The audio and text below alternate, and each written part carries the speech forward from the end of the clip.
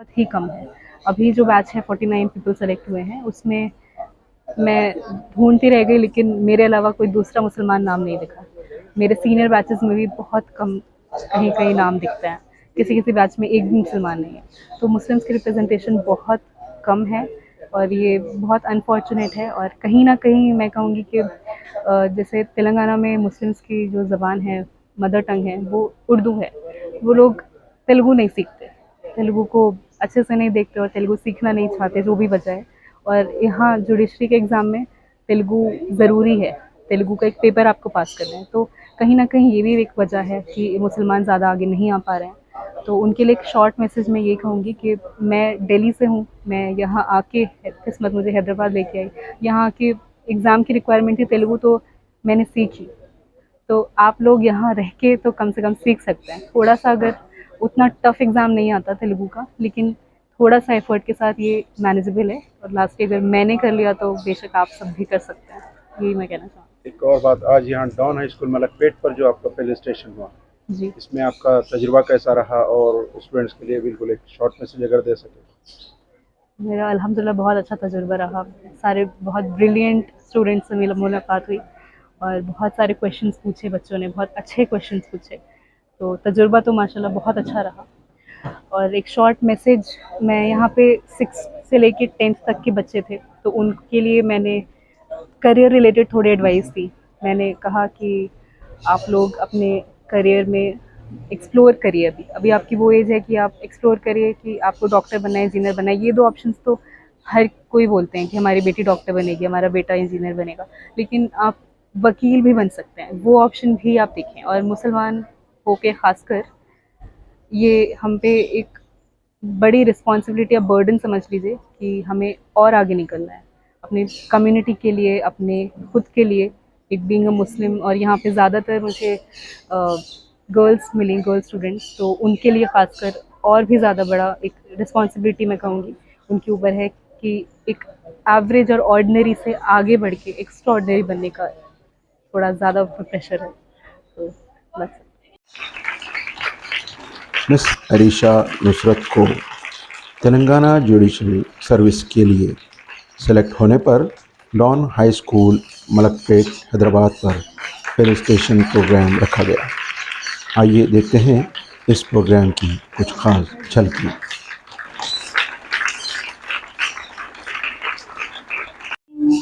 बिस्मिल्लाहिर्रहमानिर्रहीम या इबादियल्लज़ीना आमनू इन्ना अर्ज़ी वासिअतुन फय्या फ़अबुदून कुल्लु नफ्सिन ज़ाइक़ातुल मौत कुल्लु नफ्सिन ज़ाइक़ातुल मौत सुम्मा इलैना तुरजऊन वल्लज़ीना आमनू वअमिलु स्सॉलिहाति लनहदियन्नहुम मिनल जन्नति ग़ुरफा تجري من تحتها الأنهار خالدين فيها نعم أجر العاملين الذين صبروا وعلى ربهم يتوكلون وكثير من دابة لا تأمل رزق الله يرزقها وهو السميع العليم. جزاك الله. LLB honors from Jamia Millia. She always wanted to become a judge. She started preparing for the Delhi Judicial Service. As she got married and moved. अस्सलाम वालेकुम वरहमतुल्लाहि वबरकातुहू। Thank you so much for inviting me. Thank you, the respected teachers, all the dear students, principal sir, director sir, for making this happen, for organizing this gathering of beautiful students. Thank you so much. Then आप लोगों को देख के मुझे अपने school life की याद आ रही है ऑनेस्टली। मैं भी कुछ साल पहले की बात है, मैं भी ऐसे ही अपने स्कूल में आपकी तरह बैठी थी और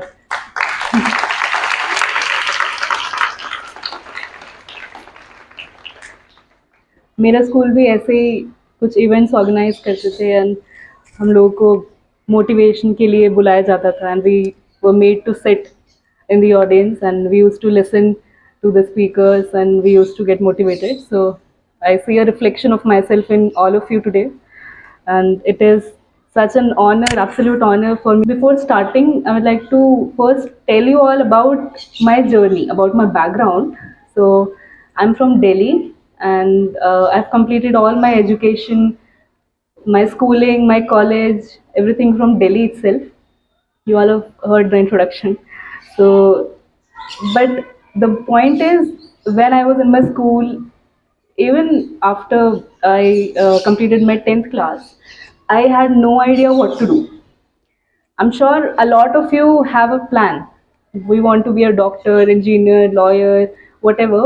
So I'm sure a lot of you have planned something for you. That's very good. But even for those who have no idea, who have no clue कि आगे क्या करना है, so I was one of you, and it's totally okay. You can explore a lot of fields. सिर्फ doctor engineer बहुत common है. Sir ने कहा कि बहुत हो गए डॉक्टर्स इंजीनियर्स, अब आप थोड़ा इस तरफ आइए, लॉ की तरफ आइए.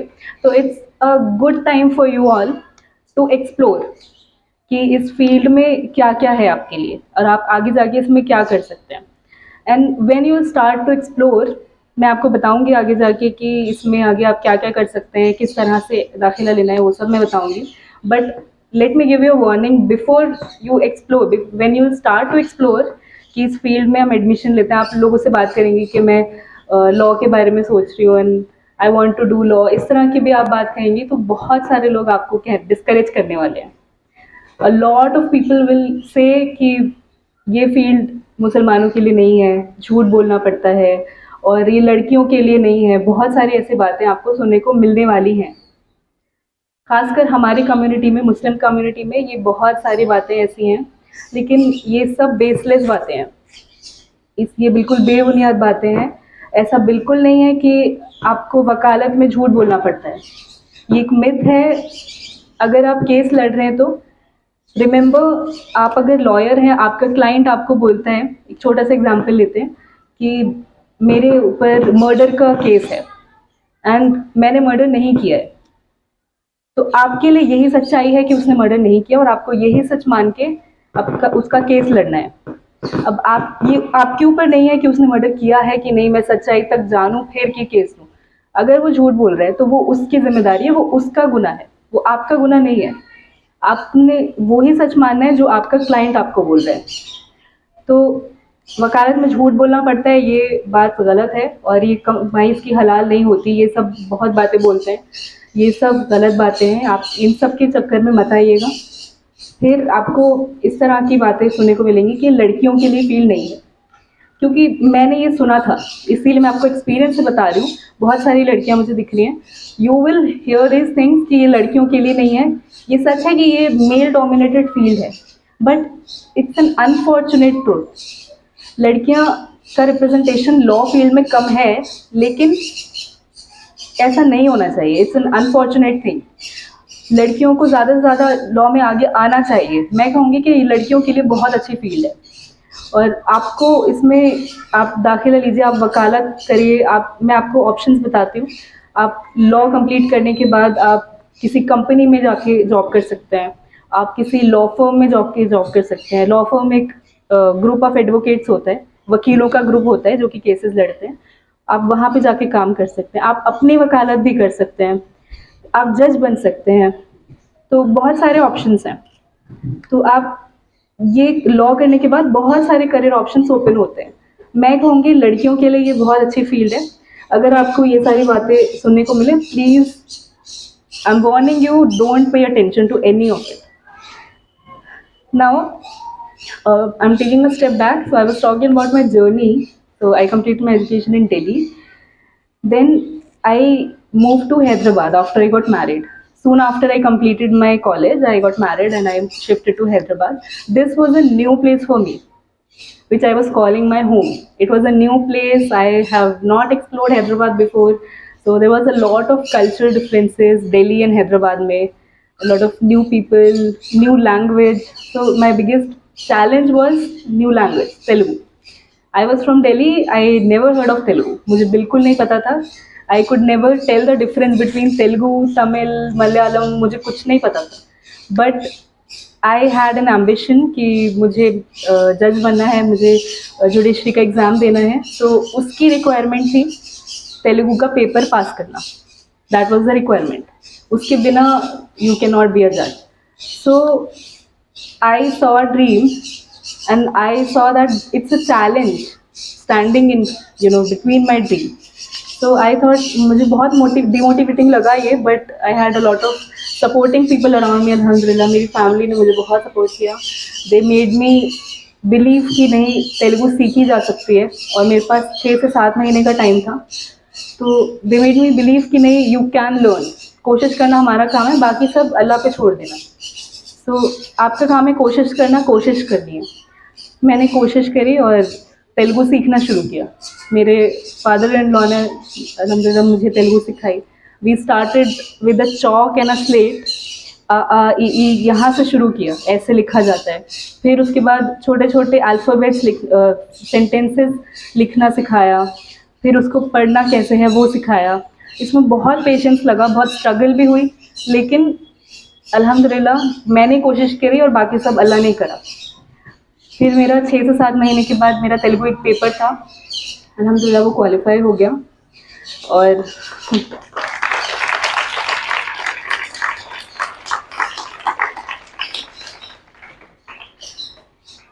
and it was a struggle to learn Telugu. I learned how to read Telugu and how to write Telugu. शुरू में when I was learning, जैसे एक नर्सरी क्लास का बच्चा पढ़ता है, एक पेज लेके 1 घंटा लगता था मुझे पढ़ने में, एक एक अल्फ़ाबेट को ज्वाइन करना. But then it kept improving with time and exam qualify हो गया. उसके बाद फिर इंटरव्यू हुआ, इंटरव्यू भी क्वालिफाई हो गया. देन अब it worked out alhamdulillah well in the end. Now this is all about my journey. For you all, आपको क्या करना चाहिए इस पॉइंट पे? See, it's good to have dreams, but it's you have to work for them. You have to work for your dreams right from the beginning. ऐसा नहीं होता कि बाद में देख लेंगे, बाद में सोच लेंगे. ये सब for those people there's a separate crowd. You should not be in the crowd.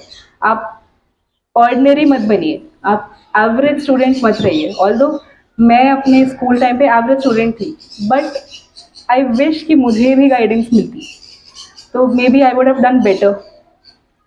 तो यू ऑल आर लकी, आपका स्कूल ऐसे इवेंट्स ऑर्गेनाइज करता है. आप थोड़े एक्सप्लोर कर सकते हैं आपकी फील्ड और आप कहाँ जाना है. तो ये गाइडेंस शुरू से अगर मिले, receive this guidance well and think about it. ऐसा नहीं कि बस अटेंड करके you forget all these things. थोड़ा you all have phones in your hands, laptop, computer, सबका बहुत ईजी एक्सेस है आप सबके पास. I am sure use it well.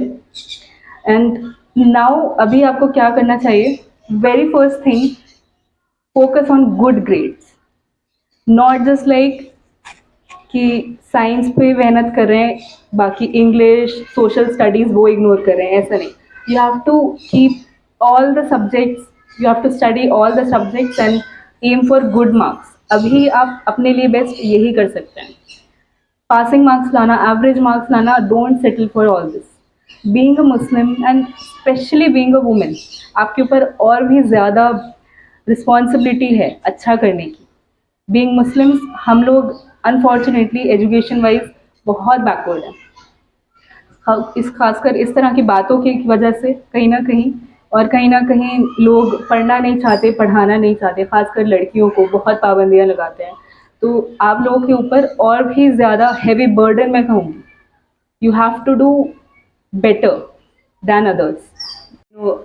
Average marks, ordinary नहीं बनना, आपको उससे आगे बढ़ना है.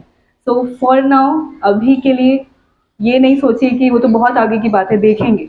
आप अभी के लिए सोचिए कि मुझे the best thing I can do right now is to focus on my studies. ये टाइम वापस नहीं आएगा. Focus on your good grades. अपने सारे सब्जेक्ट्स को इम्प्रूव करिए. स्पेशली मैं कहूँगी इंग्लिश को इम्प्रूव करिए.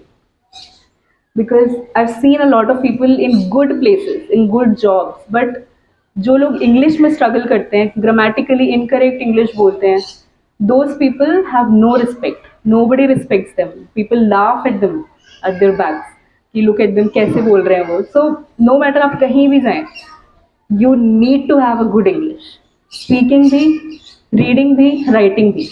That's a very important thing wherever you go. आप किसी भी जॉब में जाएं, किसी भी फील्ड में जाएं, English is a very important factor. And it will help you to get good jobs, will get good contacts. So English is a very important thing. So अभी से it's a language. आप किसी को नहीं आती, किसी को समझ नहीं आती, किसी को कुछ भी नहीं आता, you have a very bad English, that's okay, don't be ashamed of it. ये हमारी मदर टंग नहीं है, it's a foreign language for us, but since it's a requirement, we should have an open mind and we should learn. It's just a language, you can learn it. And ये ऐसे एक महीने में 15 दिन में सीखी नहीं जा सकती. If you want to do a course, go ahead, please do it. If you want to start, बहुत सारे YouTube लेक्चर्स हैं, वहाँ से भी आप शुरू कर सकते हैं. तो ये ओवरनाइट नहीं आएगा. आपको अपनी रीडिंग इम्प्रूव करिए. डेली आप कुछ नॉवेल्स ले लीजिए, स्टोरी बुक्स पढ़ना शुरू करिए. So you need to learn how to read fast, how to pronounce correctly, how to speak English. And initially आप गलत इंग्लिश बोलेंगे, ग्रामेटिकली इनकरेक्ट बोलेंगे, that's totally okay. You need to start somewhere. So that's one thing. Then right now another thing you can do for yourself is be aware कि आपके आसपास क्या हो रहा है. Okay, and for this you can start reading newspapers. And when I say you need to know news and the current affairs around you, I do not mean to say कि आप India Pakistan की news देखें, अभी क्या हो रहा है, with the kind of debates that is played on television, वो सब देखने की ज़रूरत नहीं है. That's not relevant for you. आप रेलिवेंट न्यूज़ देखिए, क्राइम रिलेटेड, किसने किसका मर्डर कर दिया, किसने किसका खून कर दिया, वो सब भी देखने के लिए आपको ज़रूरत नहीं है. It's not relevant for you. You need to know what is happening around you that is relevant. So for example, read about NASA. What NASA क्या है, उनके ऑब्जेक्टिव्स क्या है, वो क्या करते हैं, एंड कौन सी स्पेसशिप लॉन्च करने वाले हैं वो, what have they done, what are their achievements. तो read about them. And ISRO क्या कर रहे हैं अभी, उनके बारे में थोड़ा पढ़िए.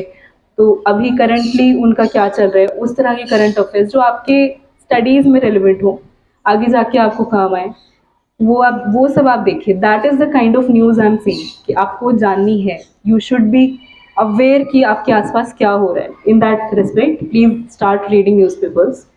आप अगर स्पोर्ट्स में इंटरेस्टेड हैं तो आपके स्पोर्ट्स में क्या चल रहा है, get to know all of that. It's very interesting. Starting में हो सकता है बहुत बोरिंग लगेगा, बहुत मेहनत लगेगी, but you need to push yourself. Only that is the way. Then another thing is question yourself. Start questioning yourself. Be curious. Look around you and think कि लीव्स का कलर ग्रीन क्यों होता है. Okay, ये green ही क्यों है, ये pink क्यों नहीं है. जो पिंक है, लीव्स पिंक भी होते हैं, I can see that one. So उसका कलर वो क्यों है, इसका कलर ये क्यों है. So there is a compound called chlorophyll in the leaves. That is the reason these leaves are green. So be curious. Then when you look at the sky, think why this color of the sky is blue. इसका colour कुछ और क्यों नहीं है. Okay, सो rainbow में कितने colours होते हैं. Can anyone answer this? How many colours? Very good. There are 7 colours in rainbow and that's correct. So what are those colours? Can anyone tell me?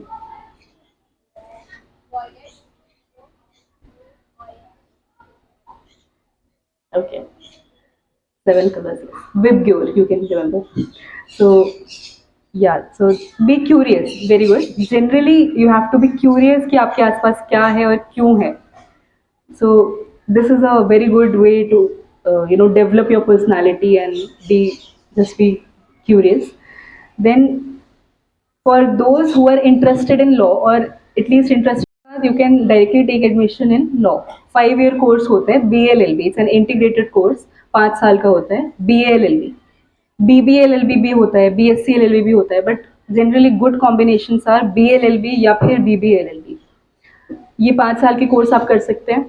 Otherwise अगर आप कोई और कोर्स कर रहे हैं, जैसे आपने BA में एनरोल कर लिया या BSc में एनरोल कर लिया, BCom में एनरोल कर लिया, कॉलेज के बाद भी आप 3 साल का लॉ भी कर सकते हैं, बट जनरली लोग ज़्यादा कॉमन हो गया है अपने 12th क्लास के बाद 5 साल का लॉ कंप्लीट करते हैं, उसमें एडमिशन लेते हैं.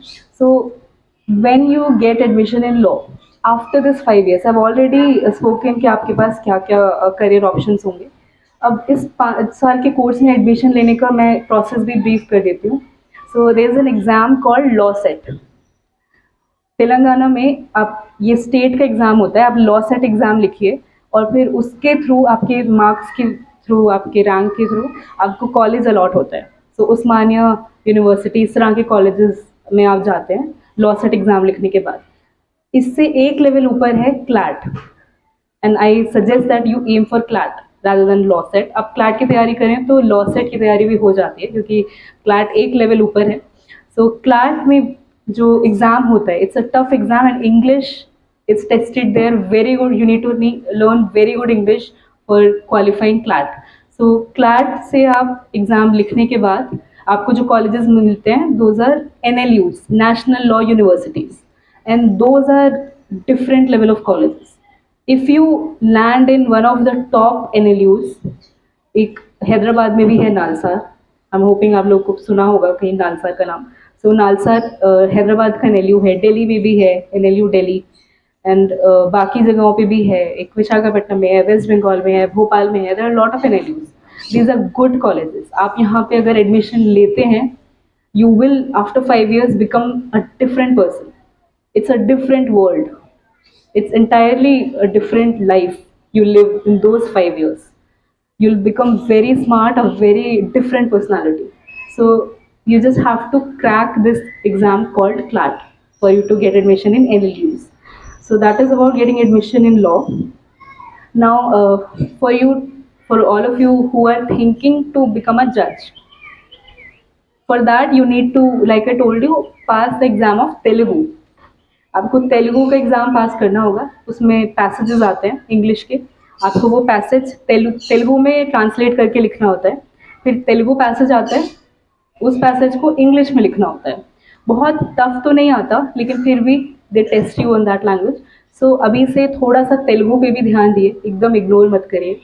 हमारे जुडिशरी में मुस्लिम्स की रिप्रेजेंटेशन बहुत कम है तेलंगाना में, and one of the reasons is Muslims को तेलुगु नहीं आती, मदर टंग उर्दू है, एंड हिंदूज़ की मदर टंग, नॉन मुस्लिम्स की यहाँ पे mother tongue is Telugu. So they have an advantage in this exam, and Muslims को तेलुगु नहीं आती, सो वो एग्ज़ाम पास नहीं कर पा रहे हैं. That is one challenge specially Muslims के लिए जो है यहाँ पे. तो अभी से आप लोग थोड़ा तेलुगु पे फोकस करें तो you don't need to worry about that exam if you starting Telugu seriously now. बाकी कोशिश करना हमारा काम है. अगेन बाकी सब आप अल्लाह पे छोड़ दीजिए. Don't over think all that. And I told you अभी आपको कहाँ से you have to start. I will also briefly tell you what not to do. I told you what to do. What not to do is, very first thing is wrong choices. A set of friends for example can lead you a long way. जैसे अगर आपके दोस्त अच्छे हैं, you can be a powerful group of friends. आप लोग साथ में पढ़ना शुरू करें या फिर encourage each other for making good choices, encourage each other for studying, completing your work on time, things like that.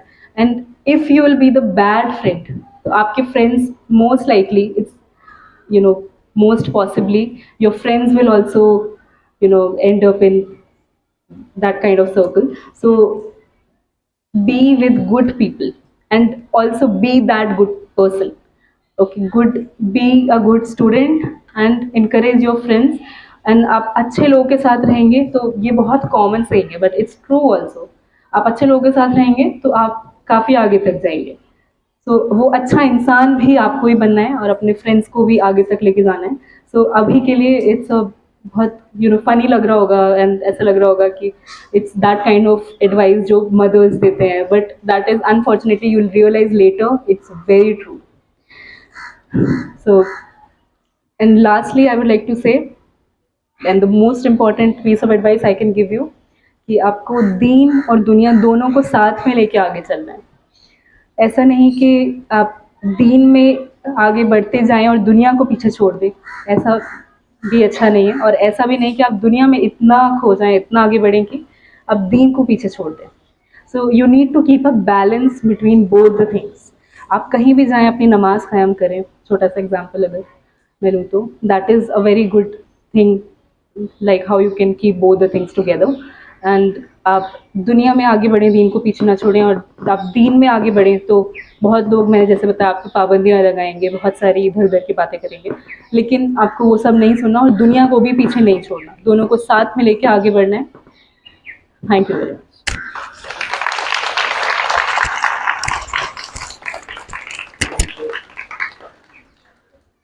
हक की आवाज़, अक्स टीवी,